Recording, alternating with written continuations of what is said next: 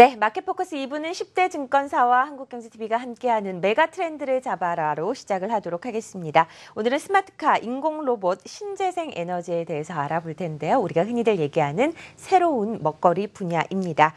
자세한 이야기를 먼저 화면으로 만나보고요. 이야기를 들어보도록 하겠습니다.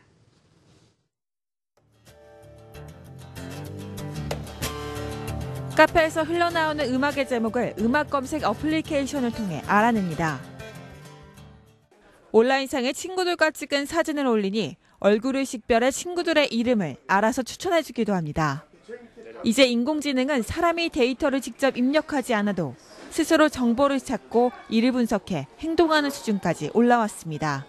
네, 인공지능도 요새 이제 가장 이슈가 되고 있는데요. 사람의 그런 패턴 파악이나 아니면 음성인식 이런 분야에 사용되면서 이게 실질적으로 그 활용폭이 넓어지고 있고 이게 실질적으로 이제 사람의 지식할 수 있는 그런 서비스를 적용할 수 있지 않을까. 맥킨지 같은 경우는 2025년에 이런 인공지능 관련해서 지식 서비스가 한 4, 5조 달러 지금 되지 않을까 뭐 그런 식으로 예상도 하고 있는 상황입니다. 인공지능 분야에서 가장 주목받는 시장은 스마트카와 로봇. 국내 10대 증권사 가운데 4곳은 인공지능 수준이 높아지면서 이들 시장의 성장세가 두드러질 것으로 예상하고 있습니다. 10대 증권사들은 스마트카 시장을 선도할 종목으로 현대차와 현대모비스, LG이노텍, MDS테크, 한국단자 등을 꼽았습니다. 현대모비스는 자동차 전자장비화를 선도하는 핵심 부품업체로 재도약하고 있고 MDS테크도 이에 따른 시스템 제어에 필요한 부품 증가 수혜를 예상했습니다. 상용화를 코앞에 두고 있는 인공지능 로봇 시장 역시 지난해 2조 2천억 원에 불과한 국내 시장을 두고 정부는 2020년까지 9조 7천억 원 규모로 키워나가겠다는 목표를 내걸고 있습니다. 증권업계는 청소로봇 같은 지능형 서비스 로봇을 만드는 유진로봇과 자동화기기 전문 업체인 TPC를 주목했습니다. 재생 가능한 에너지를 뜻하는 신재생 에너지도 증권사 3곳이 유망업종으로 꼽으며 OCI를 2곳이, SKC 솔믹스와 KC코트레, 에코에너지를 각각 1곳이 추천했습니다. 세계 각국의 환경 규제와 함께 태양광, 풍력 등 미래 에너지원과 관련한 그린 레이스가 구조적으로 지속될 것이란 분석입니다. 현재 이제 트렌드가 친환경적인 에너지원을 구하는 그 전 세계적으로 그 CO2 저감 운동이 가장 활발하게 지금 진행되고 있습니다. 그런데 이제 저희가 볼 때 신재생 에너지 중에서 태양광은 CO2가 전혀 발생되지 않은 에너지원입니다. 2008년부터 이제 그런 부분에 대해서 준비를 하였고 그거에 대해서 미래 성장성을 보고 저희가 뛰어드는 거죠. 현재 글로벌 시장에서는 미국의 구글이나 마이크로소프트, 중국의 바이두 등이 관련 시장의 패권을 잡기 위해 발빠르게 움직이고 있는 만큼 향후 우리 주식시장에서도 주도 업종으로 거듭날 메가트렌드 기업들을 육성하고 상장하는 준비가 필요해 보입니다. 한국경제TV 정미영입니다. 네, 정미영 기자와 함께 메가트렌드를 잡아라. 오늘은 신재생에너지, 스마트카, 인공로봇에 대해서 알아보고 있습니다. 이 산업에 대해서 도움 말씀 주실 분 연결해봤습니다. 키움증권 김상구 수석연구위원입니다. 안녕하세요. 예, 안녕하세요. 네, 현재 글로벌 신재생 에너지의 개발 혹은 사용 현황은 어떻습니까?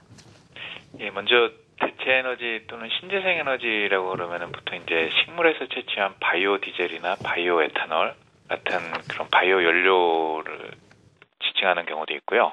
태양광 발전이나 풍력 발전 같이 이제 화석 연료를 사용하지 않는 발전을 뭐 주로 이제 얘기하는 것 같습니다. 그리고 최근에는 바이오 연료보다는 전력 측면에서 신재생 에너지가 많이 언급되고 있는 상황이고요.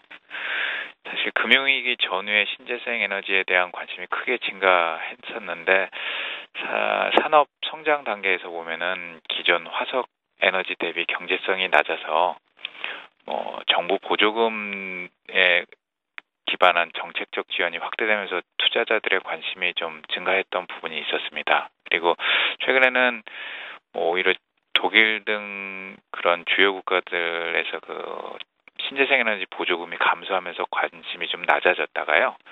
다시 최근 유엔 기후변화 협약이 연말에 이제 구체화될 가능성이 높아지면서 다시금 주목을 받고 있는 것 같습니다. 대략적인 시장 환경은 2014년 기준으로 태양광 신규 설비는 한 40기가 정도, 그다음에 투자비 기준으로 한 1,500억 불 정도 투자가 됐고요. 풍력 같은 경우에는 글로벌하게 한 1,000억 불 정도 투자가 됐습니다. 참고로 우리나라 발전 설비 용량이 한 85기가 정도니까요. 태양광하고 풍력 합해서 대략 우리나라 정도의 발전 용량이 매년 증설되고 있는 상황이고요. 글로벌하게 보시면은 발전 용량의 한 1.5%가 신재생 에너지로 매년 대체되고 있다고 보시면 되겠습니다. 신재생 에너지 산업에서 우리가 고려해야 할 부분이 유가와 탄소 배출권 같은 그런 변수가 있습니다. 향후 신재생 산업 전망은 어떻게 하고 계신가요? 저는 개인적으로 굉장히 좀 좋게 보고 있고요. 네. 유가에 관련해서는 앞서 말씀드린 것처럼 그 유가 자체 그 경제성이 아직은 기름하고 직접적인 경제성이 비교할 수 있는 상황은 아니고요. 다만 이제 유엔에서 기후변화 협약 같이 온실가스 감축을 강조하기 때문에 이런 요인들의 영향을 직접적으로 줄 것으로 생각을 하고 있고요. 유엔 기후변화 협약에서 신재생 에너지를 직접 언급하지는 않습니다. 다만 근데 화석연료에서 나오는 그런 온실가스 배출을 규제하기 때문에 자연스럽게 신재생 에너지로의 전환이 불가피하지 않을까 생각을 하고 있습니다. 네. 그리고, 예. 네, 우리나라 신재생 에너지 기업들 어떤 그 기업들이 있는지 좀 소개를 해주시고요. 현재 어디까지 진행 과정이 있는지도 좀 설명을 해주시죠.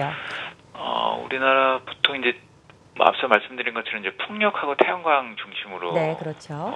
참여하는 기업들이 많고요. 태양광 같은 경우에는 서플라이 체인이 굉장히 많습니다. 폴리실리콘부터 웨이퍼, 그다음에 셀, 모듈 그런 서플라이 체인이 있고요. 잘 아시는 것처럼 태양광용 폴리실리콘이 가장 크게 우리나라에서 좀 생산을 하고 있고요. 글로벌하게 연간 한 25만 톤 정도 수준으로 소비가 되는데 이 중에서 OCI, 한화케미칼들이 연간 한 6만 톤에서 7만 톤 정도 공급을 하고 있고요. 글로벌 생산량의 한 4분의 1을 차지하고 있습니다. 그리고 인곳이나 웨이퍼, 셀, 모듈들을 하는 업체들이 넥솔런, 웅진에너지, 신성솔라, S에너지 같은 업체들이 그 하단에 참여를 하고 있는 상황입니다. 네, 국내 신재생 기업의 현황 그리고 진행 과정까지 오늘 자세하게 분석을 해봤습니다. 키움증권 김상구 수석연구위원이었습니다. 고맙습니다.